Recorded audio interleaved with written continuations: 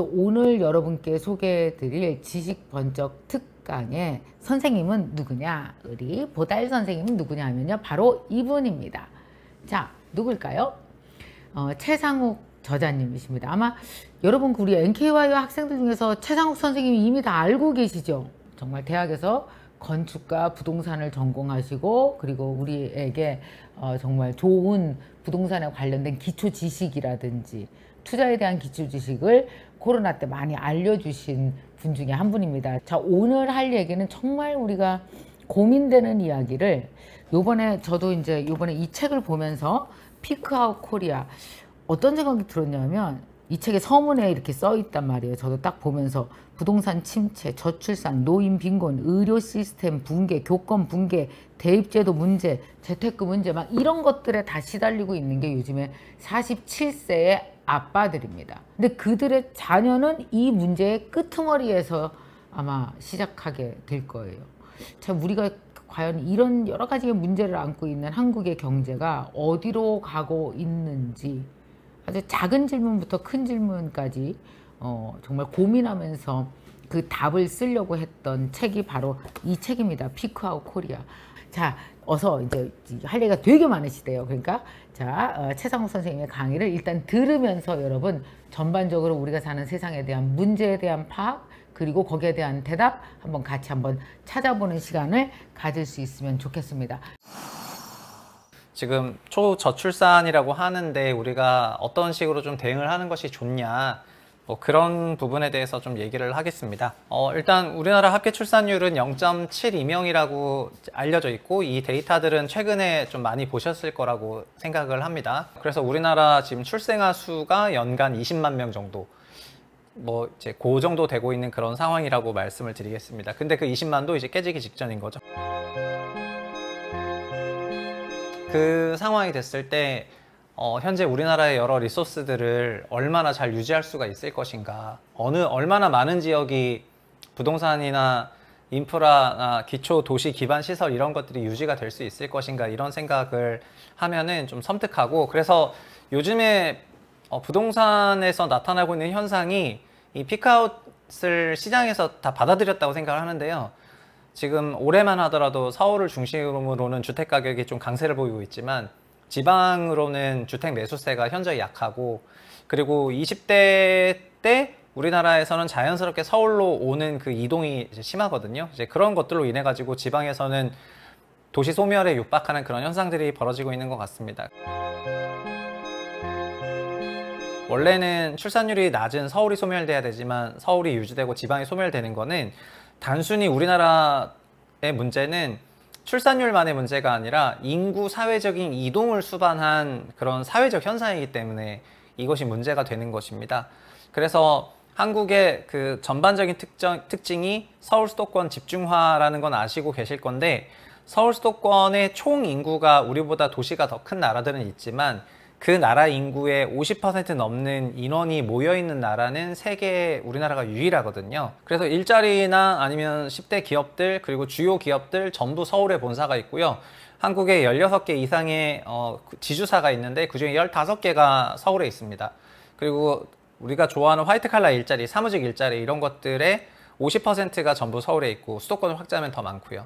그래서 요 그림처럼 한 해 매년 영남에서는 이제 4만 명, 호남에서는 약 2만 명, 그렇게 다 20대가 되면은 일제히 빠져나와서 서울로 들어오거든요.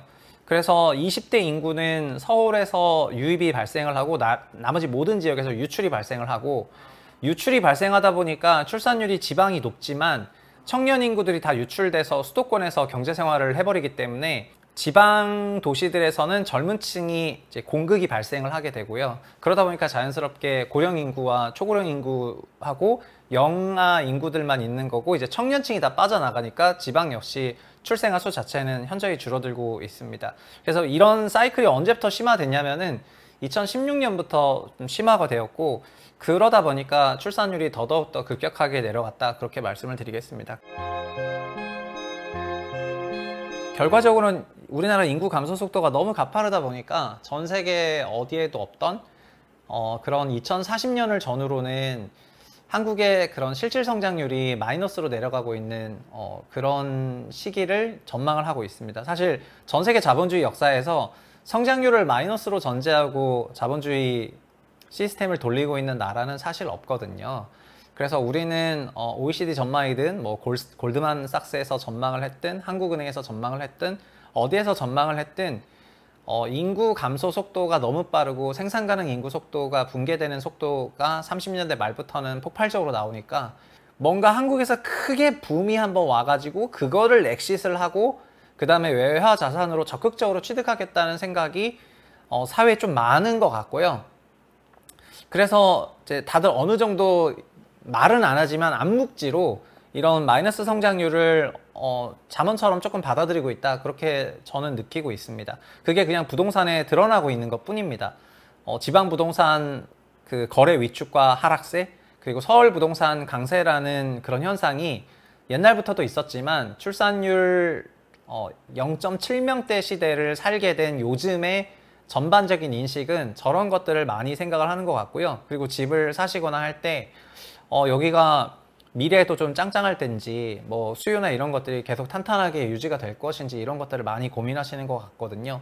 그리고 저처럼 이제 위험을 많이 수용하지 않으려고 하는 그런 성향의 분들은 지금 정리할 수 있을 때 그냥 정리를 하자. 어차피 지금 뭐 강세고 좋고 수도권 일극화 된다고 하면은 수도권 부동산 가격이 올라가니까는 그거에 대해서는 인정을 하면서도 그럼에도 불구하고 나중에 처분을 할 때 어려울 수가 있다. 지금 지방 부동산들 거래 안 되는 거 보면은 그게 남 얘기는 아니거든요. 그래서 그런 생각에 그 일본이 90년대 부동산 시장 급락하고 개인끼리 부동산 거래가 안 되고 있는 나라가 됐습니다. 현재 그런 것들을 옆에서 보면은 그냥 팔 수 있을 때 빨리 팔고 그리고 이제 돌릴 수 있을 때 유동성이 풍부한 그런 자산으로 빨리 가자 이러면서 해외 자산, 특히 해외 주식 아니면 해외 펀드가 됐던 어떤 ETF가 됐던 그런 해외 자산으로 많이 가시려는 것 같습니다. 그거만 얘기해주고 정리를 했으면 좋겠어요. 지금 우리가 가장 많은 연령대에 계신 분들이 4, 5, 60대거든요. 지금 현재 여기 맞습니다. 계신 분들. 맞습니다. 그럼 40대는 뭘 하나를 가장 집중적으로 드립하면 돼요? 40대는 어떻게 보면은 경제 생활에서 가장 지출이 많아지는 그 초입 단계라 생각하거든요. 자녀를 키우면서. 네, 그리고 50대부터는 어느 정도 자녀를 키웠기 때문에 그때부터는 좀 현금 흐름이 플러스 구간으로 들어가는 게 일반적이거든요. 그래서 50대 이상이신 분들은 이제 본인들이 여러 투자에 대해서 좀 생각을 하실 때 너무 그냥 전통적인 방식, 소위 부동산 베이스로만 생각하시기보다는 해외 자산, 특히 해외 주식 그거를 개별주가 아니라 펀드가 됐던 아니면 뭐 이런 거를 좀 알아보면서 그리고 본인들의 퇴직연금을 첫 번째는 본인들 퇴직연금을 그거를 DB형이 아니라 DC형으로 바꾸면서 DC형은 개인이 직접 운용하는 형식이거든요. DB는 회사가 운용을 해주고 맞아요. 그래서 회사가 운용을 하면은 다 1%짜리 예금에 넣어놨기 때문에 퇴직연금 효과가 없는데 개인이 DC로 운영을 하시면은 그걸로 이제 퇴직연금에 있는 여러 해외 양질의 펀드를 사실 수가 있어서 그거를 이제 직접 이제 운용을 해보시면서 해외 자산에 대해서 좀 이제 익숙해지시는 게 좋을 것 같고요. 그리고 40대 이전 40대 분들은 40대 분들은 최선을 다해서 돈 벌어야죠. 건강을 지키면서 최선을 다해서 벌어야죠. 건강을 지키면서 최선을 다해서. 네네네. 저는 근데 저도 회사를 많이 다녔지만 회사를 다니면서 자기가 추가적으로 그 현금흐름을 만들어낼 수 있는 무언가를 만들어내는 과정이 필요한 것 같아가지고요. 진짜 그래서 어렵잖아 근데. 네, 그게 뭐가 됐던 뭐 사소한 금액이 됐더라도 그런 거를 시작하면서 이제 파이프라인을 다양하게 만들면 좋을 것 그럼 같습니다. 맞벌이 해야겠네. 그리고 아까 그 미국 주식도 제가 미국 주식 신봉자가 아니고 그 아까 7년에 2배가 난다는 말씀을 드렸는데 평균적으로 그렇다면 40대부터 시작했다면은 60 됐을 때는 8배에 불어 있을 거거든요. 그래서 그런 믿음을 가지고 작은 돈이라도 일찍부터 외국 자산을 많이 투자하시면 좋을 것 같습니다.